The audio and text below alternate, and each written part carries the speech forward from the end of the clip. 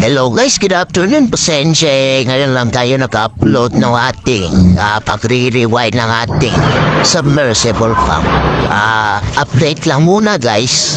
Ito inunahan na ng aking kasama guys na ilagay yung running winding. So yan, paspasan na natin para mas makita talaga. At ito guys, pagkatapos ng running winding, yung starting winding niya naman. Darapatong yung starting winding sa ating running winding. So, mahirap ipasok yun guys, lalo na pag hindi naka-arid. So, yan guys, isang slot na lang yung kulang ay lalagay natin para matapos. So, ang gagawin dapat dito guys, para hindi kayo mahirapan pagpasok is, dapat isalansan nyo muna yung mga magnetic wire nyo guys, para mas madali lang talaga pagpasok sa slot. Kasi pag hindi nakasalansan yung magnetic wire nyo, may hirapan talaga kayo pagpasok. So yan, pasok na natin.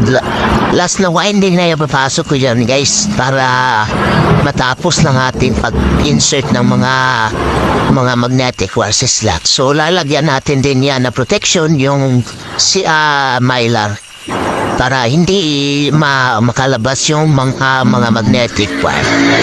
Now, ayan guys, so yung kasama ko na sa effector na mislap namin na sa akin. So ayan guys, tapos na guys. So pagkatapos niyan, kikis-kisin ko yung mga magnetic wire kasi may mga putol. So gagamitan natin yan ng spaghetti na insulator. Spaghetti yung tawag sa amin dyan guys, kaya ewan ko anong term sa inyo. So para ma-connect natin yung mga putol, tapos isusulda natin. Tapos pagkatapos nun guys, na nasulda na, yung purpose nung spaghetti is yung ikakablo natin dun sa may sinoldahan na yung mga putol. So yun guys, so kita naman yung mga spaghetti natin.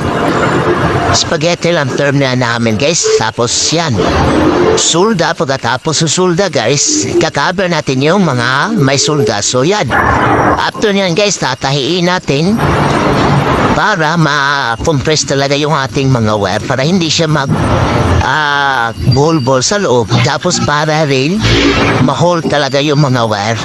Yan talaga yung purpose i-hold talaga dapat yung wire.